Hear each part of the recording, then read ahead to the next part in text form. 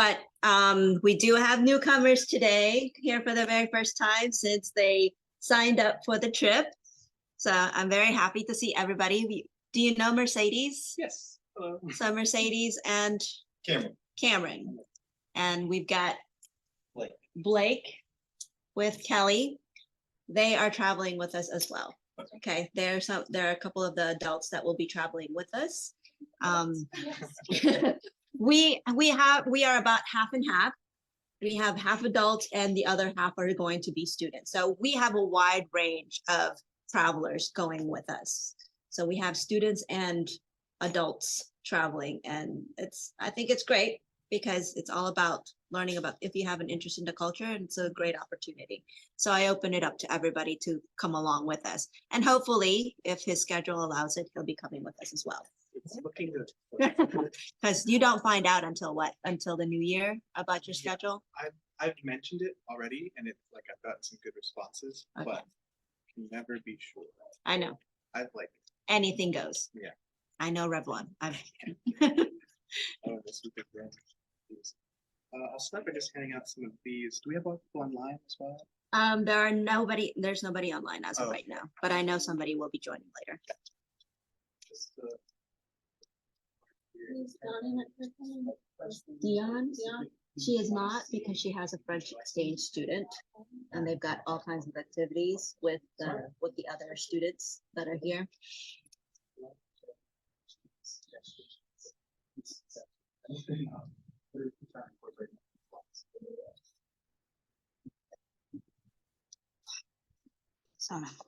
So let's get started.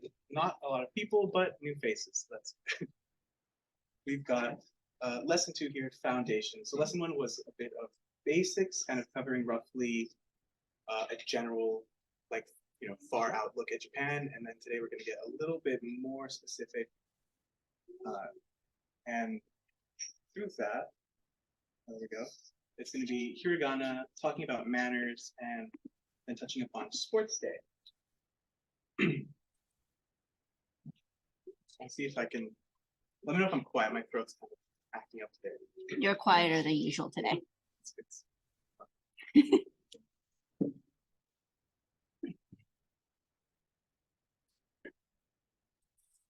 So hiragana, here you see it written 3 different ways, and it's actually a good point. On your worksheet, you see the middle column of that table is called romaji. Romaji is writing Japanese with like the English alphabet, the Roman alphabet. So you can kind of see this would be, well, you can call it English, but it's also romaji. Same. This is written in hiragana, and then here we got hiragana written in kanji. So it's a little bit. You can definitely see which one you'd rather write in. The kanji is just so out there. Okay. So katakana, as we talked about in the first lesson, is the easier one to start learning with. It's kind of what students in Japan start in like 2nd grade. They start learning how to write, and it's adorable the way that they mess up even the simplest little things. And like they write completely in one alphabet, which is not how it's normally done, but obviously kids have to start somewhere. So that's why we start with katakana. Hiragana is, I would say, roughly the same difficulty to learn, but it might be a little bit harder to write because of the kind of curvier nature of it, as opposed to katakana being really straight lines and blocky. But I'd say this is the foundation of learning to read and write Japanese, because you see this one way more often as part of like grammatical structure of particles. I'll go more into that in just a moment. So this comes from old Chinese writing systems. If you can see, like the kanji we had in the first one, those are quite complicated. Only like noble people and educated people knew how to write with kanji, even back in China and then in early Japan. Well, early like modern Japan, not like prehistoric Japan. And it's kind of been simplified. You can see some really neat like documents written in that old style where it's somewhere in between like a really complicated kanji and then the flowy nature of hiragana where they just kind of trail off and give every letter a long tail. It feels like you're reading a ye old manuscript or something, which is fun. And it was simplified, so that common people could learn it. I believe, I don't know if I have which one is which, but one, like I believe hiragana was made so commoners could learn to write. And then katakana was made so that women commoners learn how to write. They had a separation there of about a few hundred years, which is just crazy. And you can see it means kind of flowing and simple. The kanji directly means flat, but it can also mean like peaceful and like that. So it is meant to be like the easier one, even by design. By its very name, it's one of the easier ones. And it does represent the same sounds as the katakana alphabet. So if you have, both charts in front of you, you can see that they line up with the same sound. With the tenten, the dots to change how they're pronounced, the same pronunciations. You can use them to write the same things depending on which one you're more comfortable with at this stage. Like I said, first and second and third graders in Japan, they write completely in katakana, even though the words are supposed to be written in hiragana. So if that's what you're more comfortable with at the beginning, that's totally fine. And there are the same number of them. I believe it's 48 basic characters per alphabet, and then all the combinations. So it's a lot, but at least you can learn both at the same time because they represent the same things. But sometimes it's a little hard to get it straight. So yeah, this is used for, I would say, native Japanese words. Like I said before, katakana is used for loan words from other languages, and then hiragana is used for the native words that obviously they're not native to Japan. They probably came from China or something at some point, but they're not borrowed from modern countries and languages. Let's see. Oh, and also for particles and conjugations. So you might see in a sentence written in Japanese, it starts with the kanji and then it's got hiragana after it to conjugate it. Or you could see if it was a list of items, let's say a list of animals. The animal names might all be in katakana, and then you'd have some letter, some hiragana character to separate those parts of the list. It's basically like saying and. So it's used to separate things so that you're not looking at like just a straight line of the same kind of character. So it's just really helpful for that. If Japanese didn't have all three alphabets, it would be so difficult to read it and to write it. So that's why it's important to learn hiragana as well.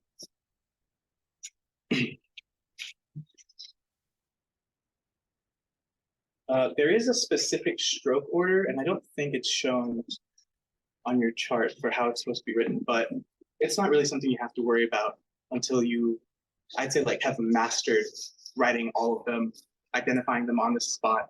Then you can worry about the correct strokes to start writing with. But just to be aware, that does exist. There's a correct way to write all the letters.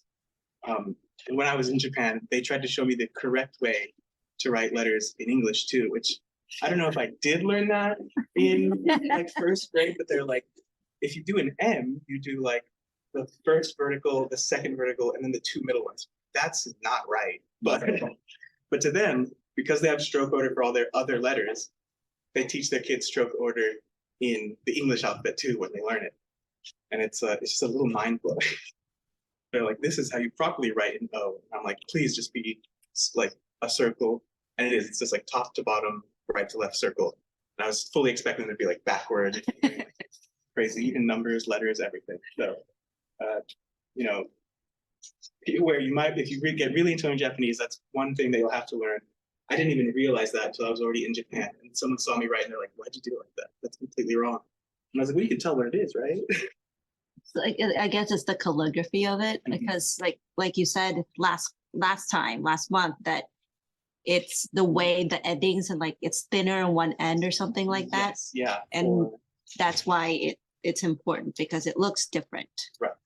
Obviously, in the katakana, we saw some that looked very similar.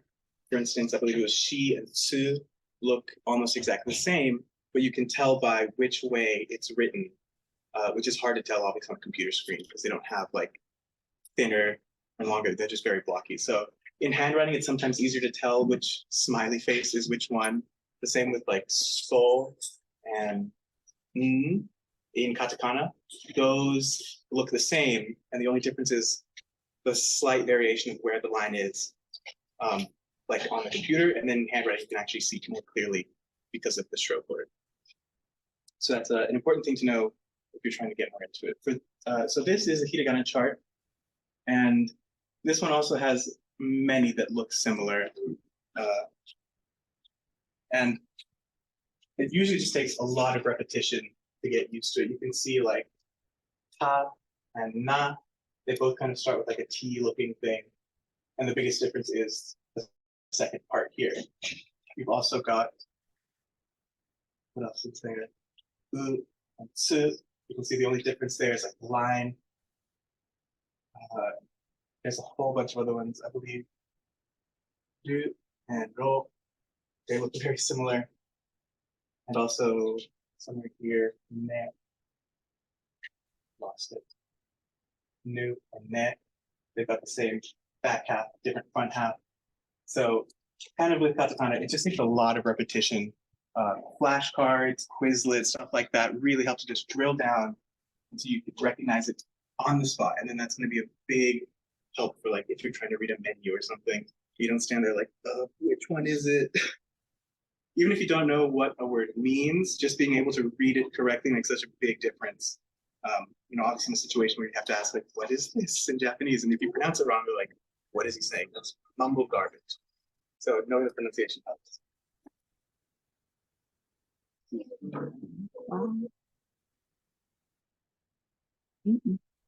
Uh,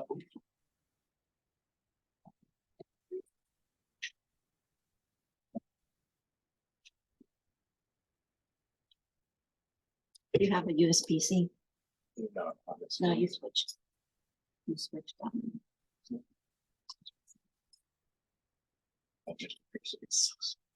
Here. I think I just jiggled the cord a bit. So, I guess we're here for the katakana, you might already know, but these lines here, the dakuten, the han dakuten, basically you can call them ten, and it is either the dashes or the circle which change the consonant sound of these syllables. So you've got 40 of these, and you have to learn all these, all the combinations. It's quite tricky, but repetition really does just help. That's the same way that they learn in Japan. It's just repetition, repetition, repetition. Let me see if there's anything else to mention here. Oh, a slight difference from katakana, where we use the dash, just a straight line, to elongate a syllable. This one you would use the tsu, but smaller. Kind of the same. They do the same thing, but they're used differently. And that the dash isn't particularly a letter. It just serves the purpose of representing the elongate the vowel sound. Okay, so just want to go over some basic hiragana practice. So this will be the same as you've got on your paper in front of you. And just starting first, if you look at your chart and try to write down the, you might already know what this word means, but try to write down the romaji of the word in the center column. And then if you know the meaning, we'll go over that together.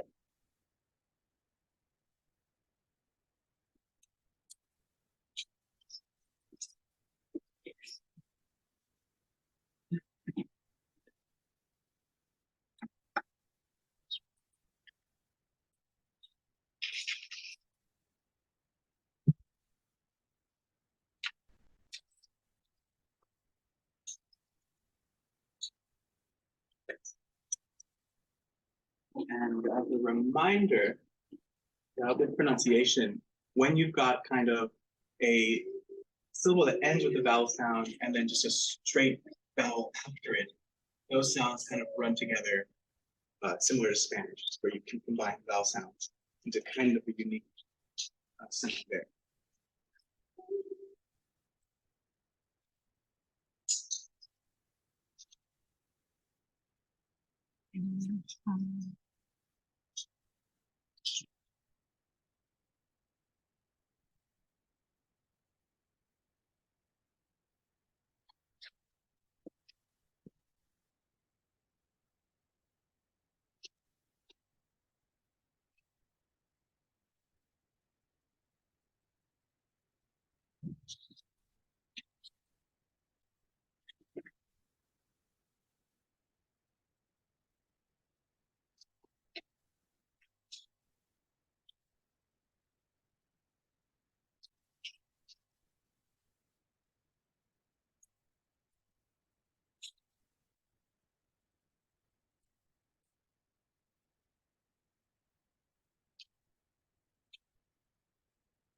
That's right.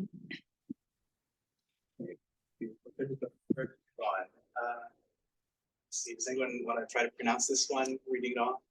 Or what you've got in Romaji? Ohio? Yes, yeah, that's right. So it's Ohio, like the state of Ohio. It's very similar. And so for the Romaji, it's Ohio, and the O there with the line. It can be written both in two different ways. You could have the O with the line to stress that it's a longer O, but that is the sound when you get the yo combined with the U sound after it. So it's kind of like Ohio. It's a little bit long. It's really hard to hear a difference between just an O and an O with the U after it. But just note there, you could write it either way, O with the line, O with the U. And does anybody know what it means? Yes. Good morning. Yes, it means good morning, basically. Oh, good morning, Ohio. Ohio. Let's see, kind of following up with that. Let's go to the second one. Is that one?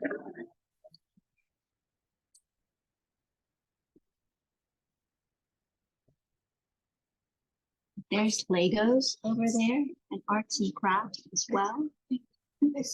No, okay. There's your worksheets if you'd like one.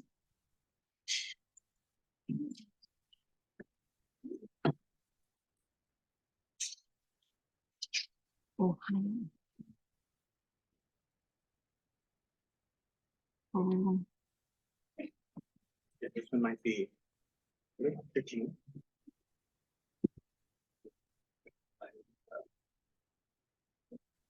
Me. Yeah.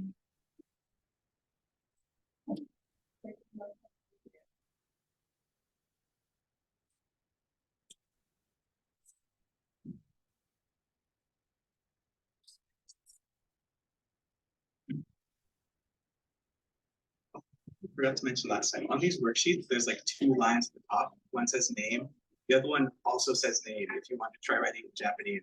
I didn't mention that last time, and I saw people putting the date on it. So yeah, it means name. That's totally what I did. So how do you say name? What is that? That would be namae. Namae. It's written similar to name, it looks similar to stuff, and you have to remember it. I should have mentioned that last time, but we didn't even have hiragana, so it's not. Okay, so for the second one, if you want to try pronunciation, or how you would say it, in Romaji. I want to say konnichiwa. Konnichiwa. Yes, that's right. It is konnichiwa. Here it's written with an apostrophe in the middle. It's not necessary. That's just one of the styles of romanization for Japanese. You could just have the double N. You could have the apostrophe. It would just be incorrect to have one N, because here is and here is ni. There are two distinct N's, even if they do run together. So you wouldn't say like konnichiwa or like konnichiwa. It's konnichiwa. There's like you hit an N and then you hit another N in the same movement. Konnichiwa. And you might notice here, this last character on your sheet will say ha, but in this word, it is pronounced wa. And that is a holdover from kind of like an older way of speaking in Japan. Wa is a word written with the character for ha, pronounced wa, and that marks the subject of a sentence. So kind of like how, let's say, goodbye used to come from a longer phrase like God be with you. Konnichiwa came from a full phrase that was shortened to just a word. But do you guys know what it means? Konnichiwa. Good afternoon. Oh, yeah, like Good hello. day. Yes, Hello. hello, and it's the afternoon reading. The day. So the different parts of the word, kon meaning this, nichi meaning day, and wa marking the subject, marking that that is the subject. So it used to be like you walk up to someone and say like good day or something like that, or you're starting to say a sentence, this day, something, something, something. It's been shortened to just konnichiwa, one word to mean hello. And let's see, the next one, you might notice a pattern here. For now. Konbanwa. Yes, and note that this one does have the 10-10, so it is slightly different of the pronunciation there. That's what I think about. This one is a real doozy to have the same character twice, pronounced different ways each time. Here and here. Obviously the ends are the same. So Terabel said it. It's konbanwa.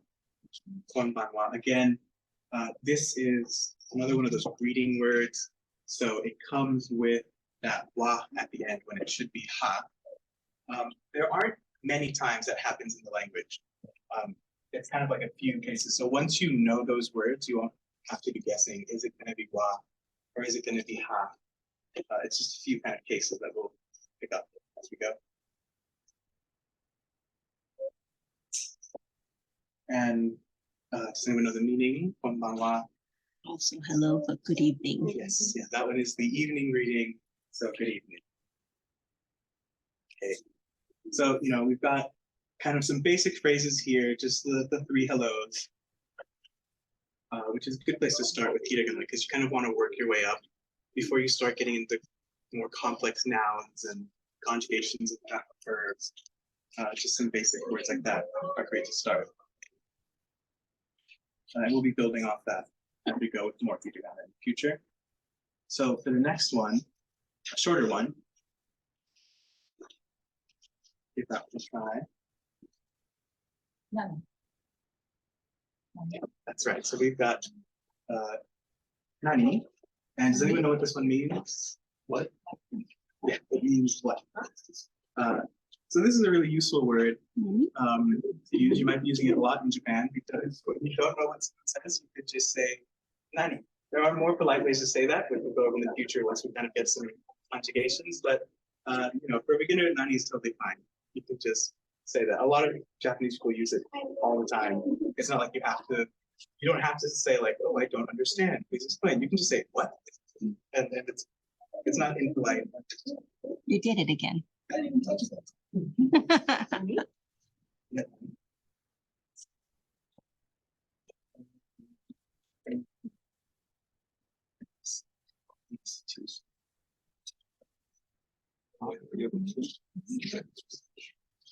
He can't touch the screen because he doesn't have the USB-C cord. I just can't see it. Way on the It's right on, yeah, top right, so just go There. So take a left. Oh, okay, there it is. It's in the middle. Why does it keep? What are you doing? I think like the angles. It's like barely. Be really gentle with it. Okay, so going on to the next one. Give this one a try. You're cheating. She's part Japanese. Yeah, so this one's a little bit longer than many. We've got sumimasen.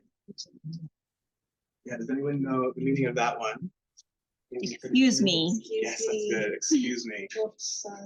So that one also very useful to learn, even if you don't know much Japanese. You might find yourself saying it a lot, and it's a good go-to. Apologies get you a long way. Just sorry, I don't know what I'm doing. Sorry, you can get yourself out of a lot of situations. So yeah, sumimasen, very useful. I recommend learn that one, by heart. Very useful. Okay, and moving on to the next one. This one a bit longer still, and again with the 10-10, so pay close attention to that first character. Gomenasai. And that's right. So in the Romaji gomenasai, again, there is that double N because of the and the na. You could write it without it, but you do need the two N's. But we've got the same sound. And does anyone know what this one means? I'm sorry. Yeah, I'm sorry. So I'm sorry. That's very basic way to say I'm sorry. Sumimasen sometimes works as sorry, just like a casual getting past someone, excuse me, sorry, excuse me, stuff like that. Gomenasai is like a proper apology, and then you can get more polite to complicate it a lot longer. Like I said in the last kind of set of classes, the longer a word gets, the more polite you are being. So gomenasai it's kind of neutral. It's not impolite. It's not excessively polite. If you wanted to be even more casual and say like just sorry, it's like gomen. You could just say gomen the first half, and then gomen nasai is like properly saying like, oh, I'm sorry instead of just sorry. And then they get longer, like I'm very sorry, I'm deeply apologetic. They just keep going like longer and longer, increasingly verbose. So there we go. I think there's some pretty useful words to learn just right at the top. Especially maybe the right side. Nani, sumimasen, gomenasai can help in a lot of situations. Okay. Now going into manners. Oh, I want to transition. So basically, go saying, I have to say sorry. Let's talk about manners a little bit. So a lot of people, when they think of Japan, they think of like a polite society where manners are quite important. And I would say that is pretty true. It's generally the case. Obviously, any country you go to, there's going to be some not so nice people. Not everyone's going to be nice. There's obviously rude people anywhere, and you might encounter them. I wouldn't say it's like uncommon, but for the most part, if you're obviously in tourists, you're going to get a lot of politeness and respect from like staff and stuff like that. So you can expect that by and large as like the tourist experience. Sometimes when you go off the beaten path, you start seeing people who are less friendly, out in the countryside. Sprunky. Let's see. So yeah, learning some basic manners, like some of the major faux pas, or even the smaller ones that are often done by tourists, can help alleviate some awkwardness, try to keep you from getting weird stares and side eyes. A lot of times, a Japanese person won't like call you out for being rude unless you're just over the top. But it's still you'll get some side eye. It's not like they don't notice you, so it's good to try to avoid where possible. So let's see a few examples. Oh, sorry. For the examples, some context. So Japan is a collectivist society, and that would be as opposed to an individualist society. So generally, it's understood that the group has more emphasis than the individual. That's displayed, in society through like school, through your job, things like that. You're kind of expected to be a team player more than standing out. I think the common phrase is like the nail that stands out gets nailed or hammered down. And I think that's generally true for Japan, but it's not to say that people don't have individuality or anything. It's just kind of societal expectation for people, especially in like structured settings, school, work, things like that. And obviously there is good and bad to that. Like any society and how it's structured, there are benefits to it, and there are also negative effects on individuals. As you can imagine, if you're in a collective society and your individualism isn't, a main focus or a particular point of interest for a lot of people, then it changes the way you express yourself, and it could have negative effects on individuals. That's just something to know. Because I think sometimes we see a one-sided view of Japan. It's like, oh, it's very polite, very collectivistic, and it's all perfect. But it's all not. Nowhere's perfect. So there are drawbacks. But kind of understanding that about the society and even learning history will help you understand how Japanese society functions today and get you more prepared to interact with it. I think it helps. So you could say that respect and politeness are built into the language. Like I said, there are more polite ways of speaking. There's, for example, the hiragana o. It's one of the first column. You can put that in front of many words, and that makes it like the polite way of saying it. So for example, like the word for mom is okasan, and the o there is written in hiragana, and that is to say like it's a respectful way to say like mother. So But is then- it that one? Yes, the bottom one on the first column there. So o and then kasan. If you were just talking to your mom, and a lot of people say like mother, but if it's mom, you might shorten it to kasan, and there's other ways of saying it, like more happy ways of saying it. So there's different levels of politeness, and those the polite language is called keigo. So you need that when you're learning like business Japanese and stuff like that. Obviously, like staff at hotels and stuff will sometimes speak to you with keigo, and it sounds very different from normal Japanese for some words. So if someone speaks to you in keigo, even if you know basic Japanese, you might just be lost because they're making the words longer and more complex to show more politeness. How often is it used? I mean, is it still used regularly? Yes, I think it's pretty often used for like business stuff. Like at work, you would be expected. Like government speeches? Right. Yeah. Oh, yes. The As far way. as, like every day, like businesses and stuff, like, It's a bit different. Like with your coworkers, you wouldn't be expected to use it, but with your boss or your boss's boss, you might want to incorporate a little bit. If you were talking to a client, you would absolutely use it because there's a greater level of respect for someone doing business with you, and so on. For example, if you listen to like how the Emperor of Japan speaks in Japanese, it's a level above keigo. Like he just doesn't speak like normal people.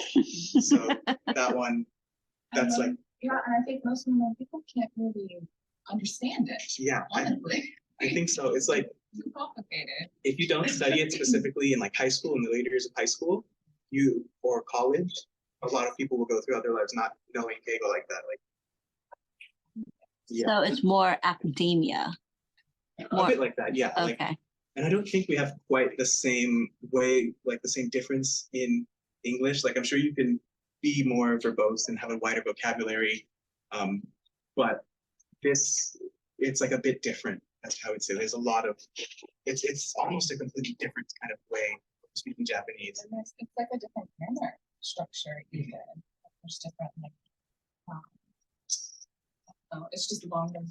That's right. It's so polite that it gets really long. Like I've seen a video kind of joking, like obviously we learned the gomenasai, then it just gets so long. If you're doing like a full like you're ashamed of yourself kind of apology, like the head to the floor apology.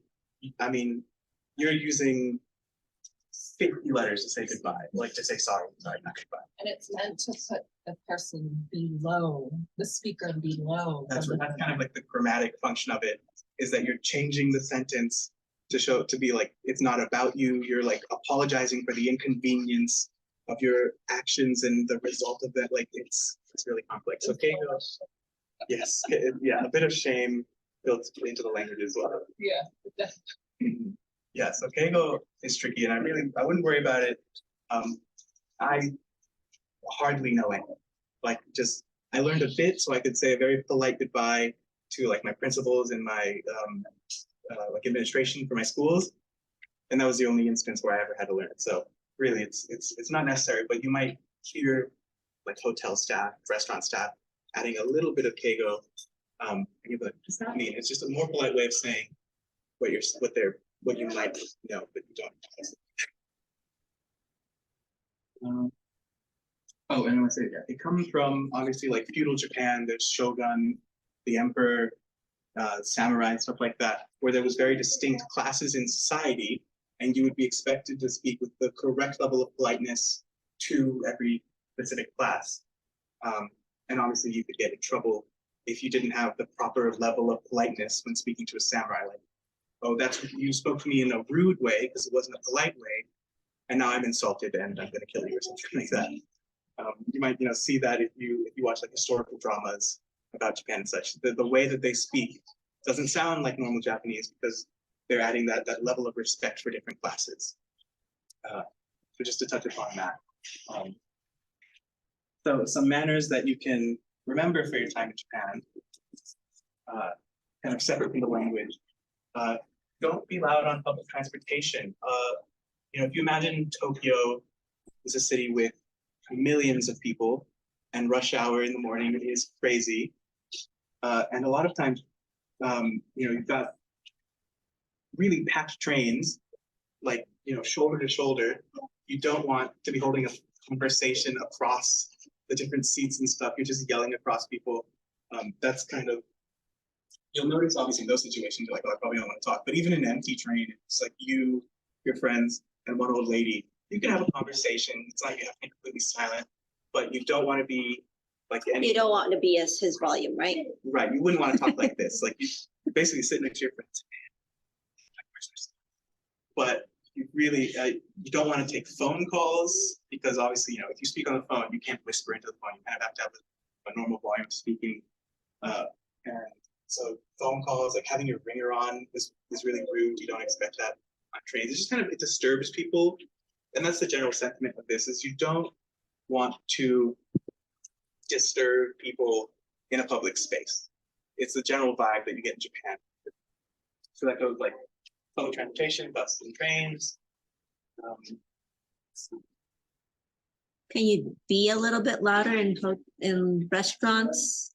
Oh yeah, I think once you get into like the izakaya, everyone's drinking and talking. Oh, you're gonna be loud. That's fine. It's not like hushed murmurs there, but it's generally like if you could consider public transportation, that's a very public place as opposed to a restaurant, which is public but not out in public, and so on and so forth. So you can go off the vibe of other people in Japan. Obviously, if you're on a train Halloween night in Shibuya or something like that, it's going to be really loud. You can't help that. And at those moments, you just kind of go with the flow, be as loud as the people around you, as the Japanese people, and it'll be fine. You just don't want to be, the person yelling across the train station because people are just going to turn around and be disturbed. And you just kind of don't want to do that. It's the general vibe of Japan.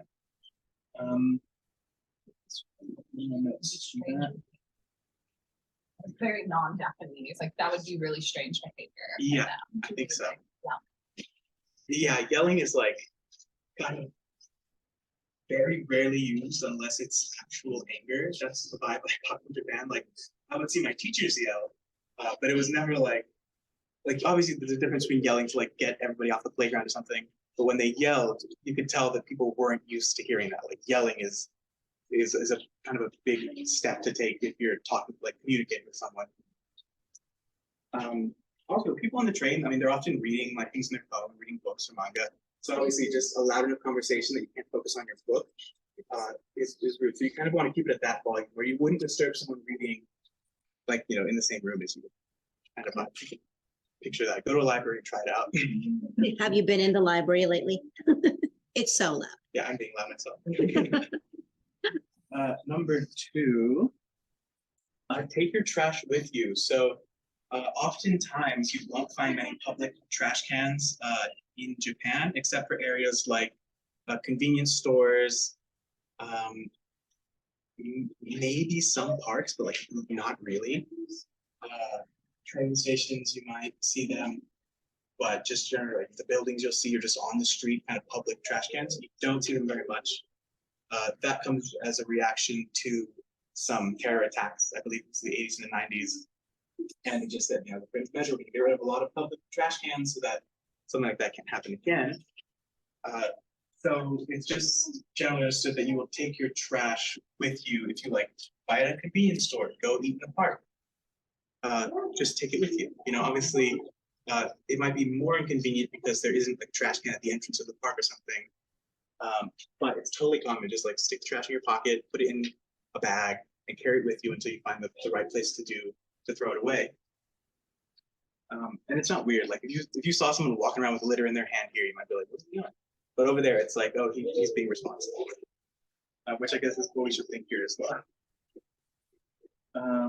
And once you finally find a trash can, separate the trash. Convenience stores will often have like 4 different bins, like the part where you pour any leftover liquids, glass, the aluminum, the clean plastic, and then burnable. Burnable is a big category in Japan. I've heard that they actually don't recycle a lot of their plastic; they just end up burning it. But still, put it in the right place, because like if you have like a food wrapper for a rice ball and there's rice left over, it's basically dirty now. It's not clean. If they wanted to recycle it, they couldn't, so that goes burnable. Things like that. So it's important. And like if you're living in Japan, that's a big deal that Japanese people put on foreigners living in Japan. They're like, oh, I don't want a foreigner living in my apartment building because they won't know how to separate the trash. Like it seems like such a small thing, but that's a feedback that people get. It's like, oh, you know, what if they don't know how to separate the trash? But it is complicated. There'll be like 5 different ways to separate it. Here we might have just the recycling bin and the trash. Over there, it's like, well, on Mondays and Tuesdays we do plastic type 2, and then Wednesdays plastic type 1, and then only once a month we get like glass and stuff like that. So it's very complicated. But obviously for a shorter stay, just getting it right in the convenience stores. And if you don't know, you can probably ask the staff as well. But they've got illustrations. They'll usually have English. But it's just an important point to remember. Let's see. Don't block the sidewalk. Obviously, when you're like being a tourist, you might kind of stop and admire the view, and then you got your row of 5 people all the way across the sidewalk. If you're in a big city like Tokyo and Kyoto, there's millions of people with places to be, so you don't want to be blocking the sidewalk. That's when you might see people not so polite, because when you're in their way. So it's just best practice to kind of, when you can, single file line. People like you can get a ticket for riding bikes side by side or on the sidewalk and stuff like that. So it's just you might get called out for that if you're taking up like the whole sidewalk walking down as a group. So like single file or double file, but you know, walking like a wall 5 people wide, it's gonna get people angry. Especially because some people, you can ride your bike on the like shoulder of the road and you can ride it on the sidewalk. So you might see people just, you know, gassing it on their bike down the sidewalk, and you want to be out of their way because people have places to be. No, they're fine. They're good. They're fine. So that is probably one of the biggest things for our group when we go. We have over 40 people on our trip. Okay. So when we are out and about in the cities, that's probably one of the biggest things that I will have to like kind of get on everybody about is not blocking the sidewalk, because whenever we go to Europe, that's usually one of the things I have to get on our travelers about. So that's the only reason why I was looking at you guys, because I was like, oh, don't block the sidewalk. We have 40 people. There's a lot of us. So that means a lot of like, if you're traveling with your family members, you want to be like one right next to each other. We won't be able to do that. Okay. Unless of course there's only 2 of you, but if there's more than 2 of you traveling together, like my husband, my daughter, and myself, there's 3 of us, we won't be able to walk on a sidewalk all 3 in a row.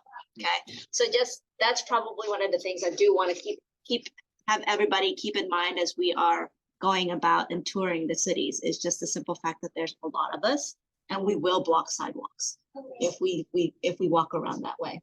Okay. So that's the only reason why I was looking at you guys, not because they were being left. If it's because there's bicycles, it's basically also just for your own safety. You don't want to be, you know, knocked down. Obviously, there's like free healthcare there, so you'd be fine. But Yeah. you don't want to get hit that way. You know, Japanese kids, if they're like walking to school or walking outside the school, like from first grade, from kindergarten, they know you walk in a straight line, everybody in line. They don't, you know, make big groups to get in the way. So in the Japanese shows that I watch, do they really line up to line up on the train? Yeah, I think you see that I mean, it's not like I've seen clips of like the Mexico City subway where as soon as the door opens, everybody just runs in. I mean, that's in Europe too. Yeah, a lot of places like that. But like you would see, they're even marked like on the platform where it'll be like, this is the left side entrance to like door number 2, part 5, and then the left and the right side, and then you leave the middle open so that you can get out first. That's a good point. That's a good bit of manners. Is when you're getting on the train, look around and see what the other people are doing. Because if you're standing there right in the middle of the doorway, you're just gonna get knocked out. Like they're getting on that train. So that's an important thing to know. And let's see another one.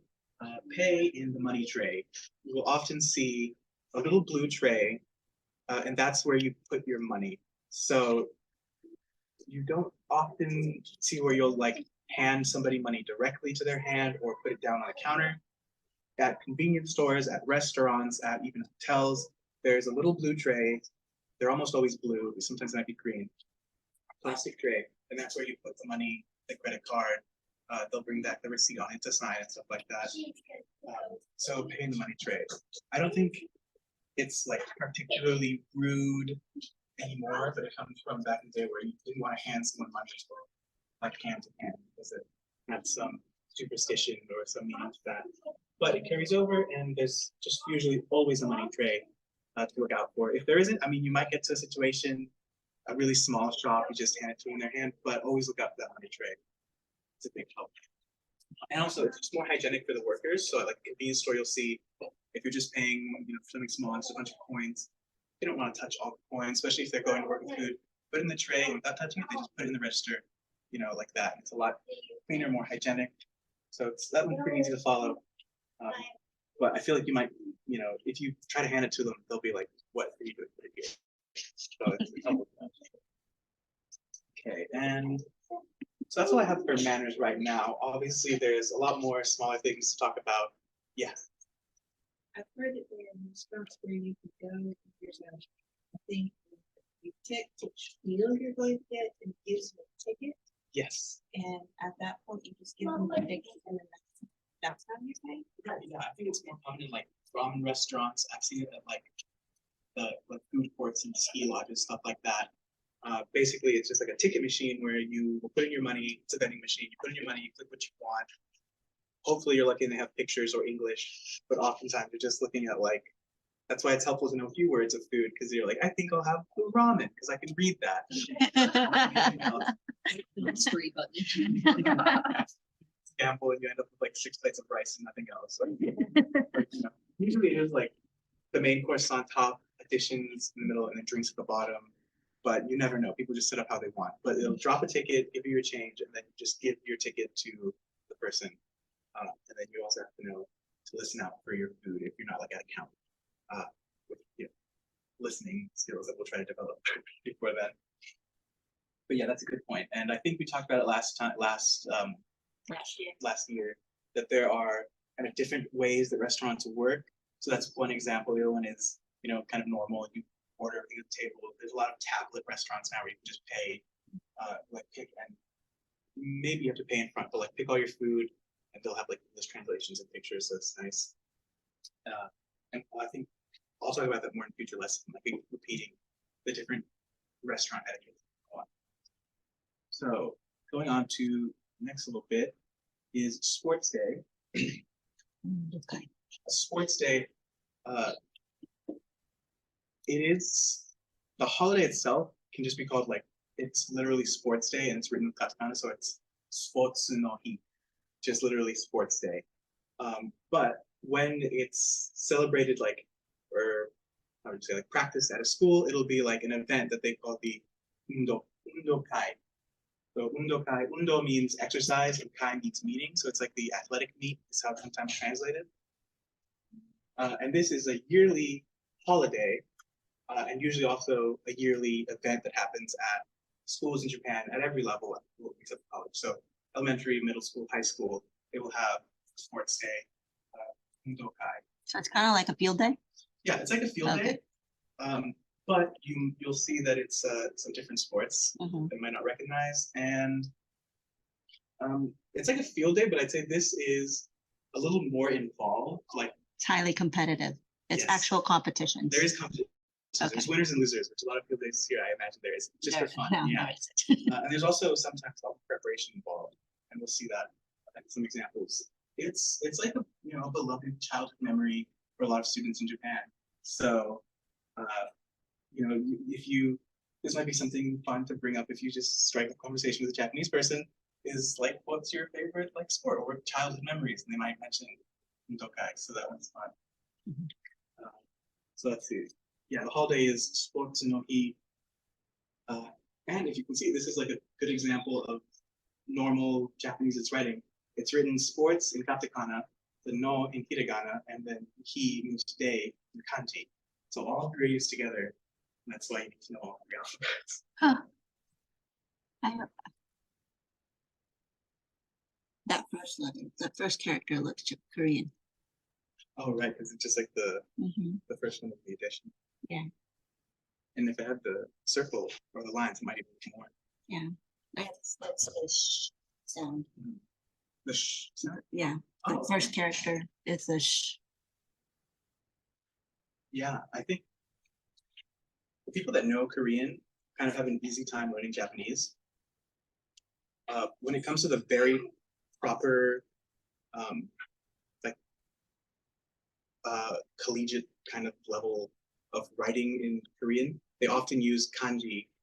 I don't believe it's called kanji, but you know, they have their own word for it, and they'll have very similar pronunciations. Mm. So just like knowing Chinese will help you learn kanji faster, knowing Korean, like high level Korean, might also. But it even kind of learning Hangul, just the alphabet, can help you with pronunciations as well. There's more sounds in Korean. Yeah, it is more Going complicated. the other way is harder. Yes. Chinese or Korean to Japanese is pretty. Oh, it's like a cheat code. I'm so jealous. Yeah, Oh, no, all my Korean friends spoke perfect Japanese. right. They pick up so fast. I'm like, this isn't fair. Not right. The only thing I had going for me was the pronunciation, because Spanish and vowels Spanish, were the same, yeah. but when it came to reading and writing, they just blew past everybody. So Sports Day is a public holiday. I'll read it here. No, I can't. Held second Monday of October. So for us, it was October 9th. So it's just passed. It's last week. Yes, last Monday, I believe. Mhm. So, you know, summers in Japan can be really hot and humid. So it's held in October, and that's like a sweet spot where it's not cold like winter, it's not hot like summer, and you just miss the rainy season. So it's a sweet window to have like an outdoor event. So if it's a public holiday, do businesses close? No, this is one where it's just like it's expected that like schools will have an event, Oh. but it's not really like bank holiday or anything like that. Not a government holiday. Right. Yeah, even though it was set up by the government. It's kind of weird. So it was created in 1996 Oh, to it's new. commemorate the 1964 Tokyo Summer Olympics. And they made it like one part to commemorate that they held the Olympics, and the second part to encourage and promote like sports, a healthy, active lifestyle, and stuff like that. And I would say to this day, like staying active and a healthy lifestyle is emphasized a lot by Japanese society. They'll be like, your job might pay for like a yearly health exam where you get like a letter grade for every bit of your health. They're like, ooh, your blood got a C, you better fix that. Or your vitamins are D minus, you're gonna die. We would hate that here. I mean, it's that, yeah. They're like, oh, you're 2 pounds overweight, it's a B. Like, oh, that's not fair. So yeah, that's never a fun day when those reports come around at a Japanese company. But at least it shows that there is an emphasis kind of at many different levels for you to kind of stay healthy. And maybe that's why, you know, Japanese people live so long, so on. So there are a lot of activities for this, events that are modeled after the Olympics. So there is the 100-meter sprint, the 400-meter relay, and stuff like that. You know, the more Olympic style to go along with why it was created. But obviously, if you're doing elementary school, middle school kind of field days, the kids don't just want to be running track and field all day. You have to make it more fun. So there are a lot more unique events that we probably wouldn't recognize here. There's scavenger hunt races. There's tug of war. We have that, but obviously that's quite fun. And then there's a cavalry battle, which we'll see a picture of in the next one. But you know, these are just generally the ones that are practiced, like the stereotypical activities for a sports day at schools. But obviously, every school will have their own one. If you're on an island, there might be swimming involved. If you're in the mountains, you know, maybe they have like an obstacle course or something. every school will have their own thing. And it's kind of meant to encourage some, what's the word, like fraternity, like a bond between the students, because you're with your class and you're competing against all the other classes. So there you actually do want to win. So class competition. Yeah, yeah. And it's like a friendly competition, you know, no hard feelings after that. But and there's also a lot of preparation to go into it. So you might like have a few weeks beforehand where you're actually practicing running with your friends. It's not just like day of, you gotta go. They'll have like dedicated gym classes to practice. Let's see. There's also sometimes like a large choreographed dance. So that might take weeks of practice for the kids to like nail the school's like traditional dance. Like they'll have one made up where like the community will have maybe a traditional dance they do at festivals, and this is time for them to put it on. And because it's like a community event, you get a lot of people, you know, obviously the parents want to come out and see, you know, community members come, and it's, you know, the pictures look like it's really a fun time for everybody. So let's take a look at some of those pictures. You can see this is sports day. So you'll notice they've got the hats. They're all wearing the same thing because almost every Japanese school has uniforms. Yeah. I keep seeing this much in anime. Mhm. It's like, it's the worst class in the school, like if you don't make the good grades, and do the best classes, the good grades, they get like cool points. Like ranking votes. It's definitely like you want to win. It's a good like competition. If you win, you can just hold that over until the end of the year on the other classes. Usually, it's like there'll be, you know, class like 1A, 1B. That's like first grade, and then the different classes broken up, and they'll separate into red team and white team. That's basically what those of you. They have hats that are red, and then on the other side they're white, so they just put their hats inside out. Are You can see- uniforms all the same in Japan? Or There's different styles. There's like once you get into middle school, there's like the sailor style uniforms, which are based off like old Navy uniforms, and then there's like the suit style uniforms, which are like ties and cardigans. for the high school? Well, sometimes it's just which one your school Okay. does. Yeah. So I think most of my classes, we were kind of near the water and islands. They were all Navy style. So the sailor ones. Yeah, but if you see like Tokyo, you know, it's kind of 50-50 between sailor style uniforms and then suit style uniforms. I think it's pretty close to 50-50, although I think there's a poll like every year. They're like, which one's winning this year? Because some schools might switch to the other one. It's like, ooh, what's the rate? What's the style? So you can see here we've got tug of war. That kid's really going for it. Cabling, that's crazy. Normal kind of track events that just sprint. Are they carrying a ball? Yeah, that next one, they're carrying a ball. I'm not sure what that event is. But it seems like it's pretty precarious, like just two sticks and you want that huge ball not to fly out. So I believe it's like either trying to, you know, do an obstacle course without dropping it, or a competition like the enemy team is trying to knock it over. Here we've got like ball and cupcake. Basically the big bucket raised up really high basket, and that's I mean they're probably like third graders, so they can't accurately throw 12 or 15 feet in the air. And you want to get like as many balls in there by the end of the time, or you know, all of them. And I believe you go into high school and middle school, you're like allowed to try to knock over the enemy team's basket and spill them all out. So it's good fun competition. That middle bottom picture would be like a choreographed dance. So sometimes, you know, if there's like a dance club at the school or something, that'll be who puts it on. But for the smaller schools, like elementary schools, every student has to participate to do like a 5-minute dance. It seems daunting. I don't think I could do that at like third grade. It seems scary. And that last picture there at the bottom right is the cavalry battle.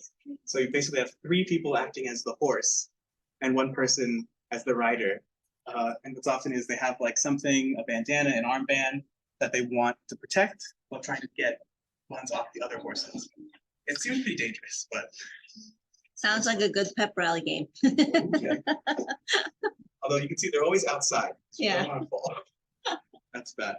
I'm surprised there's so much grass in these pictures, because it's like this. Every school that's on campus is always like this, like kind of dirt, sand outside.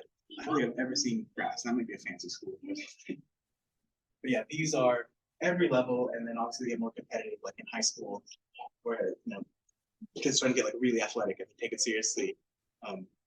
And Do they maybe have like competition. archery or something like that? Oh, that would be like a really rich school. Oh, okay. It's kind of hard to do archery because they have like an 80-meter like dedicated room. I think traditional archery in Japanese it's called kyudo, Mhm. Kyudo, U with the long O. And it's like there's very special uniforms for it.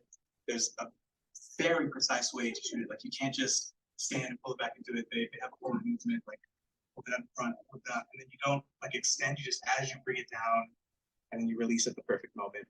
So it's a little complicated. And because of that, it's practiced like a martial art, Uh-huh. so it's not very casual. Yeah. I think sometimes I would see like demonstrations by different sports teams. So that might be a thing that happens. Like if a school does have a dedicated area for it, like their own little judo house with the shooting range, then they might put on a presentation I showing. wish we had an what the archery club team. does. Yeah, we did for a second, right? We did archery in gym for sure. Yeah, There but was a team. there wasn't an actual team. It was a club Oh, here. club. I don't want to like an actual team. Yeah. But it was like a compound though. Yeah. Not the same. I think I've seen like, judo tournaments or something like that. That's kind of low stakes because you can't get that hurt. That hurt. Unless a still kid's get hurt. really unprepared, like you just flip them.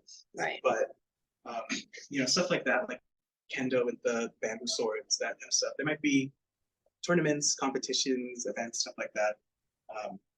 But I'd say that's one of those where it's like it's up to the individual school. It's not very common.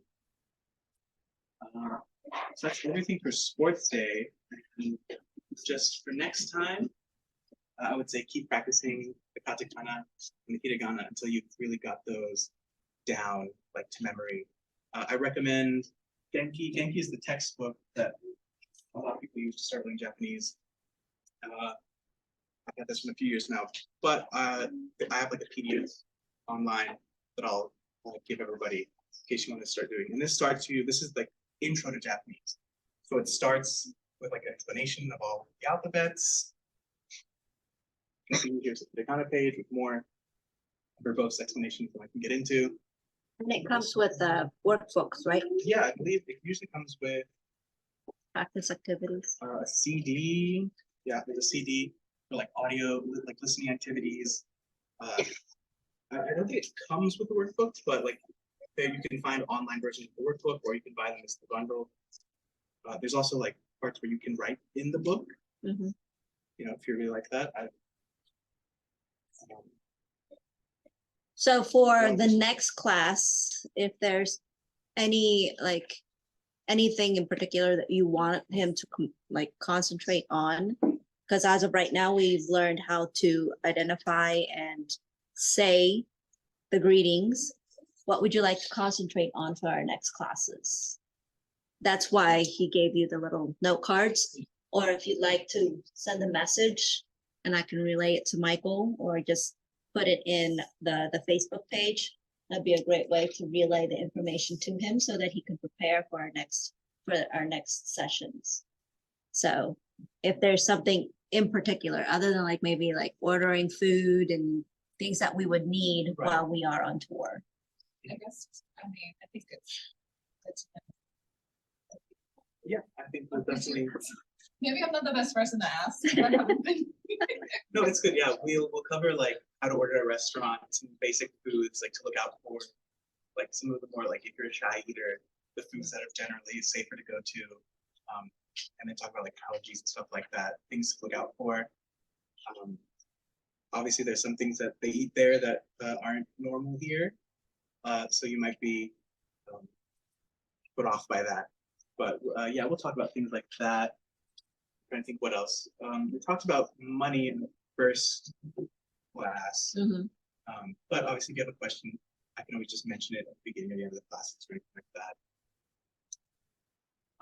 And I do try to like structure this a little bit going off the textbook. So if you want to like do extra research on our like pacing and try to get ahead or something, I'll share the PDF so you can take a look at this. I think the next thing is like money, which we're going over. We can go over numbers again, which will help there to touch upon it. But yeah, once we've got basically katakana and hiragana, we can start getting into speaking and writing for specific things like writing your name, writing down, reading a menu, things like that, reading important words that you'll need like taxi, hotel, stuff like that. Stuff that you'll need on the trip. And yeah, and also anything you guys suggest, I'm happy to talk about it. Okay. So yeah, the flashcards are good for that. I've got more if anybody wants. Eat all the chocolate. Right. If you're not allergic. you Oh, know. I was saying, so Anki is an application that you can get on your computer. I think on the phone there's an app that might be paid. Duolingo is good for repetition on the kanji, hiragana and katakana, and a little introduction to kanji, simpler ones. Quizlet, I'm sure you can find nice flashcards to really drill down and practice for those. And I would say just kind of watch something in Japanese with English subtitles so you can have an ear for some words. You can start to pick out some words, and with the like just making that connection, the synapses in your mind. So when you hear something, you might have an idea of what it means, and that helps a lot when, like, so you're not coming from scratch for listening, and so on. Obviously, every streaming service will have some Japanese content, and on YouTube you can see anything you like. So I would say that there's something out there for everyone. You know, there's obviously anime, but there's historical dramas, there's crime, there's horror, anything that you're into, that your normal content that you watch. There will be something in Japanese to check out and see if you can get into that. And I think that also helps build on the experience. If you get into something, then you can look out for that when you're in Japan. You can be like, oh, I want to get a t-shirt for that or something, and there'll be chances to do that. So I think it just helps elevate the travel experience. You've got something you're really interested in while you're there. That's everything like that. Do we have any questions for Michael? No questions? Okay. Not really. Okay. I have a suggestion. Are you suggesting look for Japanese content? Just up until we leave. I think on Netflix there's a show called Tokyo Stories, I guess, or Midnight Diner. That's Midnight Yes, Diner. yeah. And there's two versions. Well, there's two like